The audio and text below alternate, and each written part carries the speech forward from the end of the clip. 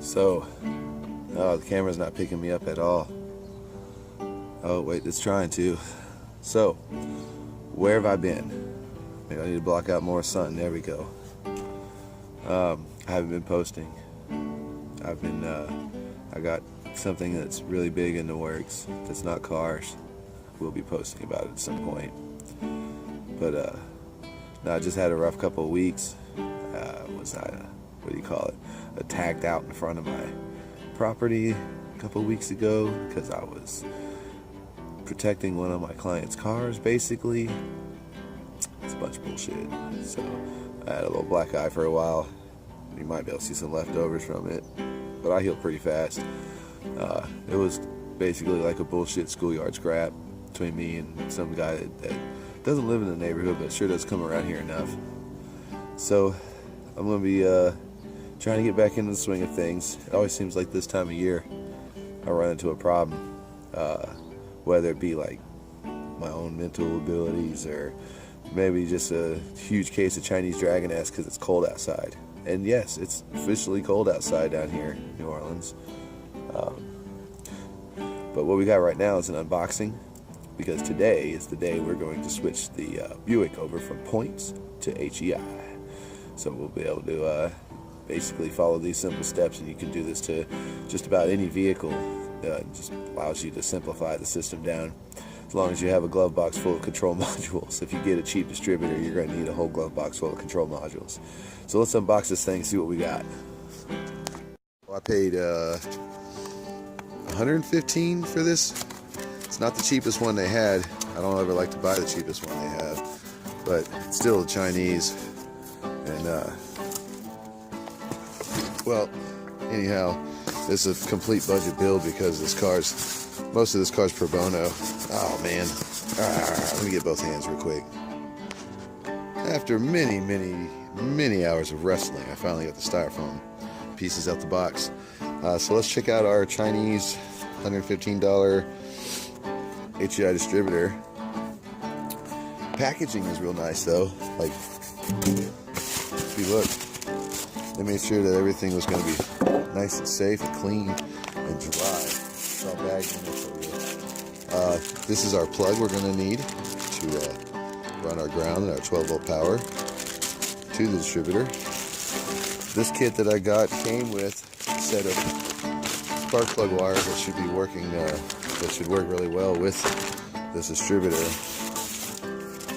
We have directions that are in English, which is always good when you're ordering overseas. I'm gonna have to read through these though, see if I can find any funny translated instructions, but it seems pretty legit so far. And then we have our distributor. Let's pull that out. And we have this distributor out. It is looks like the correct length for the shaft here for the Buick 350. My biggest concern is the diameter of this thing. It's so massive compared to the distributor that's in there now. And you always gotta love the vacuum advance. So that's not too shabby. It's pretty clean, straightforward. We're gonna now go pop up the hood on the old Buick. I'm trying to point the camera at it, you can't see it. So we're gonna come over here and pop the hood on the old Buick right here and get this thing set number one and make sure the distributor's lined up before we pull it. Show y'all something. There's a dent right there that wasn't there, and there's a dent right there that wasn't there, and that's a fresh scratch, and I know because there's no rust in it.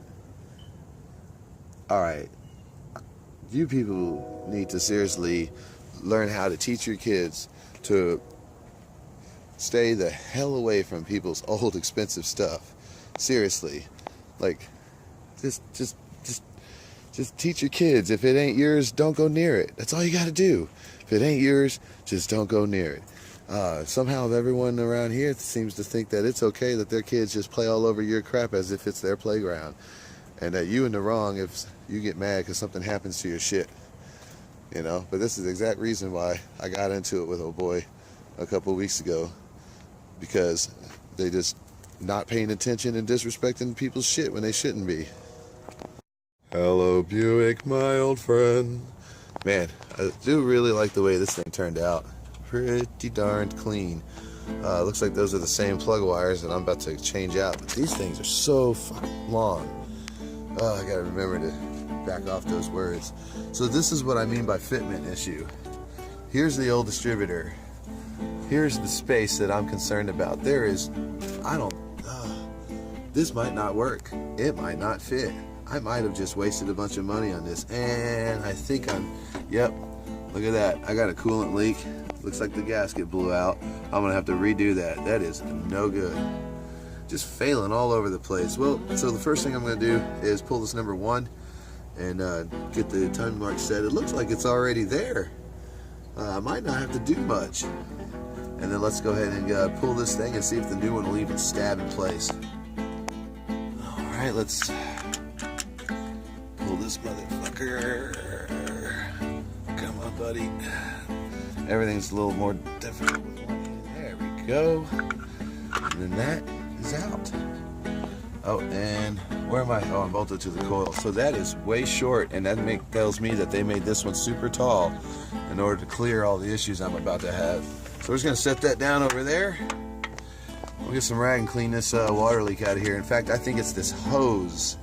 If it's anything, I almost want to bet you money is this hose is overdone, but I'm probably going to end up redoing this gasket here as well as this, replacing this hose here too, because if there's one thing I hate on new builds is leaks. All right, so I got it in and it barely clears the fuel line. I'm going to be manipulating this a little bit. While I was doing that though, I noticed the carburetor is tight to the manifold, but I can wiggle the sections of carburetor. I'm going to pull that off again and tighten the hell out of everything on there, and hopefully I don't have to go through and rebuild that. What's going to be next is removing that coil pack right there. And, go ahead and get rid of these wires, that cap, this distributor, and this wire going to the coil pack. All we need is the hot side coming off the coil pack. Everything else as far as the ground wires and this plug right here is concerned is given to you in the kit, so we're going to get to that next. So let me go ahead and pull this off and get rid of all this extra stuff in the way. Goodbye points. So once I got this thing further out, looked at it closely, you can, I don't know if you can see from there, see if I can get this to a place where I can spin it. If you look in there, focus, focus, focus. Oh, it's not going to want to focus for me. Good Lord, where's the lens? Alright, so if you look right there, it's not going to, there it goes. You can see the points open and closing. You can also see when it's open, it's worn off at a slant. So this thing really just needed new points, but why not upgrade it? And we'll put this stuff wrapped up in a bag and put it in the trunk for the next owner in case they want to replace the points and go back to this. But I like the simplicity of the HEI myself. Getting this in is going to be real interesting. The only way that it really fits in without hitting the fan belt is at this angle right here. The real big issue is though is this bracket. You see I had to do all kinds of maneuvering of the fuel line. This bracket that's underneath here that used to be bolted in here is going to have to go. It does not allow this part of the distributor to swing past it, and so therefore I see it better off just being gone than in a way, so I can have some sort of variable time adjustment. So ultimately I had to just remove this clipped in this clip from this bolt right here, and just raised up the fuel line via manual pressure. And you see the distributor barely clears the manifold right there. So, but I got it in, I got it stabbed in correctly. You can see the vacuum line's going to have to be really long, and it's going to be extended longer, and it's really super close to the fan. So I'm hoping when I adjust the timing that I have to come down this way and not up that way. I'd rather come down this way than go up that way to make sure that I'm going to clear that for sure. In order to get power to your distributor, you're just going to find the wire that used to run the power to your coil, which is this wire right here, if y'all can see in the light. And here's the little end that goes on there. You're just going to clip that end off. and that's your positive power side 12-volt signal that goes around and plugs into the distributor. Now as for the ground, this one here, you can do one or two things. When it plugs in, this either goes to a tachometer, tell you the RPM of your engine, or you simply just run this to an eyelet like this and you ground it off to the engine block somewhere for your ground. So let me get my wires run, get those wires hooked up, and we'll see if we get juice to this thing. Alright, so what's happening now is we finally got spark. I just went through the whole distributor and made sure everything had good contacts and was clean. And if you notice, I'm gonna do a little spray of that stuff. We're fighting a dead battery. The jumper don't even want to give it enough juice in order for it to spark off. So let's see if we got anything as far as a turn goes, because it tried to fire a little bit, but I want to see it run.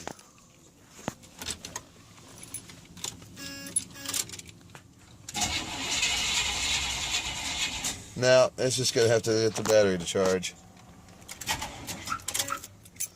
Yeah, and it's that stupid, I told you, that stupid fan. So yesterday, when I was telling y'all about these two spots here, I was wrong. You don't got to do nothing with the tack unless you're actually plugging in a tack right here. All you need is this 12-volt battery wire going right straight to there, because the ground is built into the distributor itself. So after struggling with that BS yesterday and having to overcome a learning curve, let me show you what we got going on now.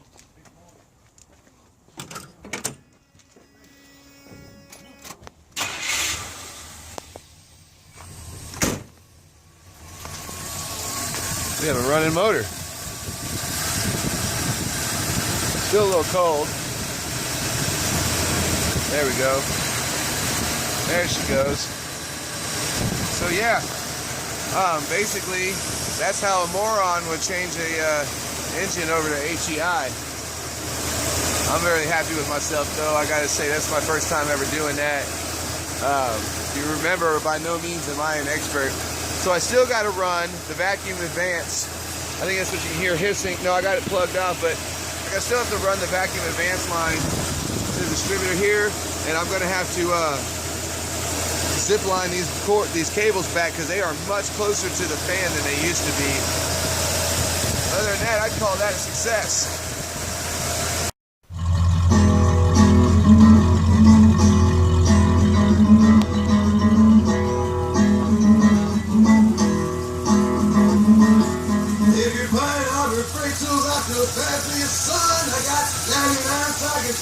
We are running on our new HEI distributor, 1972 Buick 350 that desperately needs belts. Underneath the car with my feet in the sun,